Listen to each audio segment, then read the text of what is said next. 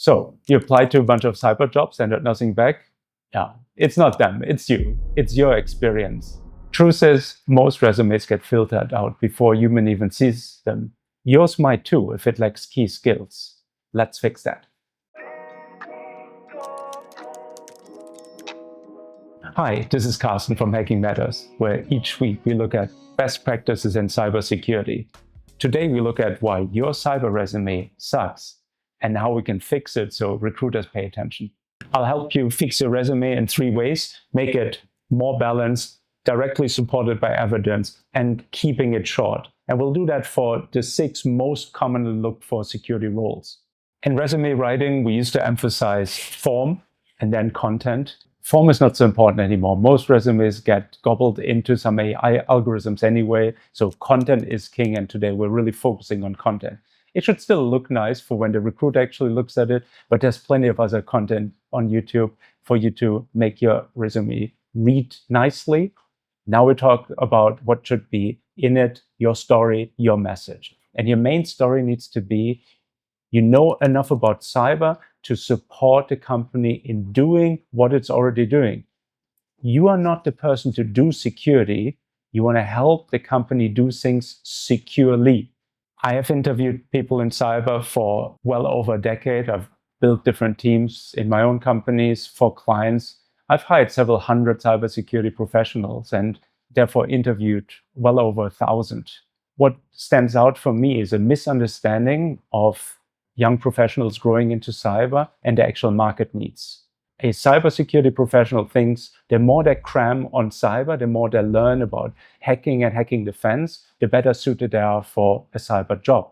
While companies, they don't want to become cyber companies. They want to continue doing what they're doing, whatever that might be, in whatever industry they're acting in, and they want to do that securely. So they need from their candidates a baseline understanding of what their business is, and then some added cyber knowledge on top.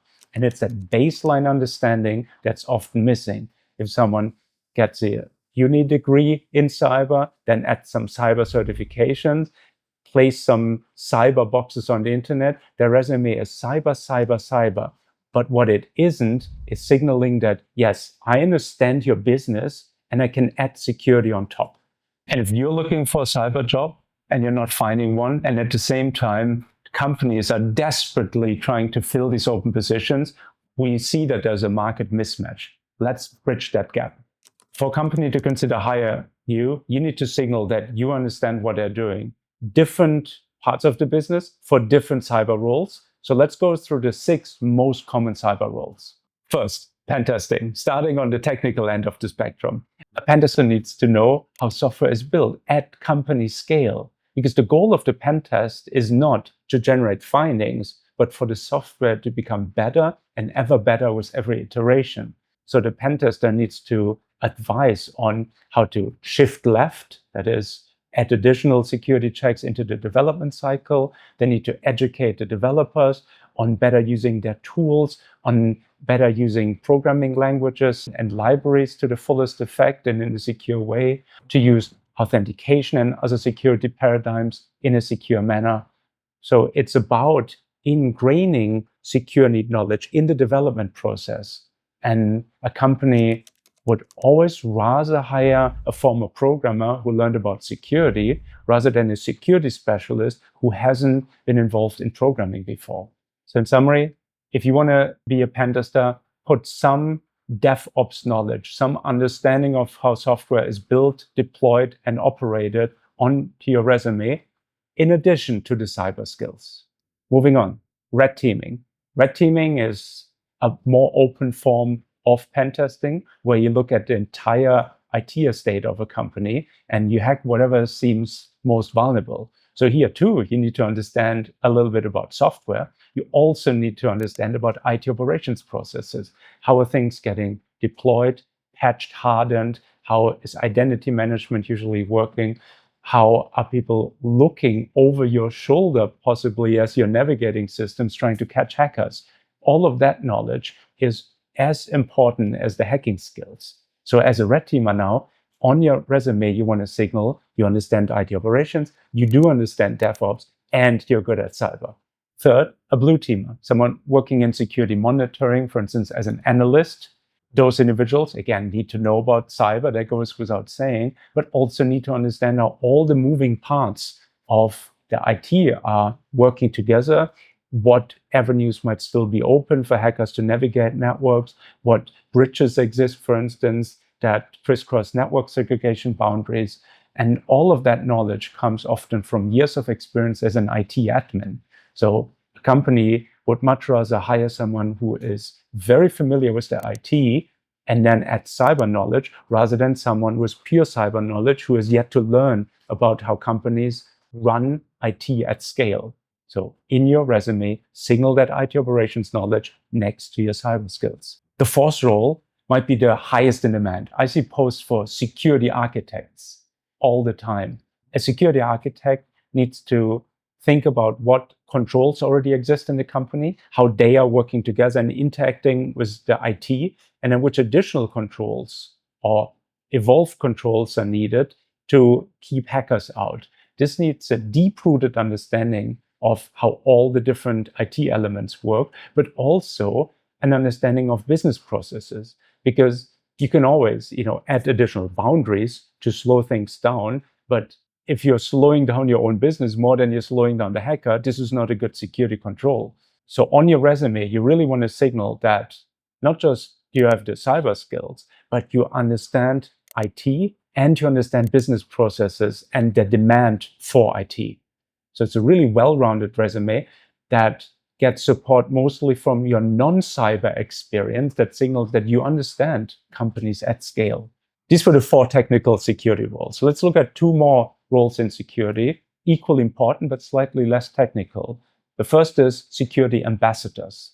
As the name would suggest, they go back and forth between their home country, which is security, and some other part of the business. Could be an IT division, but could also be just a business unit where they try to spread security awareness, help people make informed security decisions, help the company do things securely. Most companies don't want to do security. They want to do whatever they're good at securely. And it requires these ambassadors, these security experts that spend most of their time in a business division to educate them on how to do things securely. Job posts that are looking for these security ambassadors include descriptions like an information security officer, a security consultant, or a security champion. All of them are basically saying, we need you to bring cyber skills, but equally, if not more important, we need you to have an understanding of how businesses are run and why are they successful, which of these success criteria you must not interfere with, while still helping us to become more secure by doing things more securely. And finally, security leadership, including the head honcho, the CISO. As a security leader, once again, similar to the ambassadors, you need to work with the business to do things more securely without disrupting the business as such. You still want to be successful at the core mission of the company while keeping hackers out as much as possible. So you first and foremost need to understand what is the mission of your company and which parts of the business add additional hacking risks. How can you work with those parts of the business in lowering, not eradicating, that never happens, but lowering the hacking risk to a manageable level. In summary, for your cyber resume to shine, it needs to show more than cyber. You need knowledge around how software is created if you want to work on software assurance. You need an understanding of how IT is built and operated if you want to do anything in technical assurance or monitoring or advise those parts of the business. And you need a deep understanding of what your company is doing and how businesses are run in general if you want to advise them on how to do things securely, especially if you aspire to be a security leader one day. On your resume, you want to signal that you have done other things, that you were a consultant, that you were a business leader, that you have done IT projects that weren't necessarily security projects, but then through your experience in security, also you show that you understand both sides of the coin and can help companies make informed risk trade-off decisions. We have a whole video on the role of the CISO, not going to spoil too much here, but it is important to exactly keep the balance, to self-moderate, and to help the company have a moderated risk process. 3 fixes to your resume that you can implement today. Make it balanced, make it supported, keep it short. First, balanced. Show that you have done things outside of cyber. Everyone has projects, jobs. Anything is important that signals you are not just cyber. I get too many resumes that really try to overemphasize, try to put that word cyber into anything they've done before. That's not the goal here. The goal is for you to have traveled across companies, across IT, to finally arrive at your passion cyber, but you still remember all these other places too. Second, support it. Make sure things in your resume are easy to look up. Provide GitHub projects, provide LinkedIn references. Make sure certain terms are Googleable. The recruiter is maybe spending 5 minutes looking things up, looking at references, looking at your project before making a decision based on the full person that presents to them and not just through the resume. Anything that is supported through internet sources in the end weighs stronger than what you put in the resume for the recruiter's consumption. Third, keep it short. Keep it to 1 page and not at a small font size either.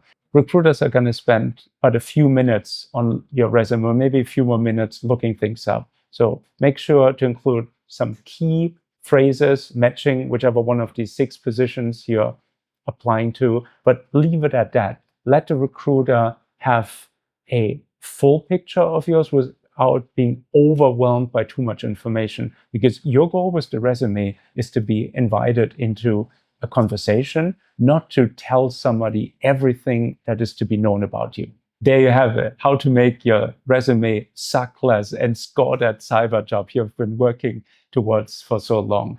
Signal to people you're good at cyber, but you also understand what they're doing outside of cyber. And there's your entrance door to one of these many, many open positions. I hope this was helpful. Please show it with a like and subscribe if it was. Any comments are always welcome as well. Questions, send them to me, put them in the comment below. Either way, I thank you and I see you next week. Happy hacking.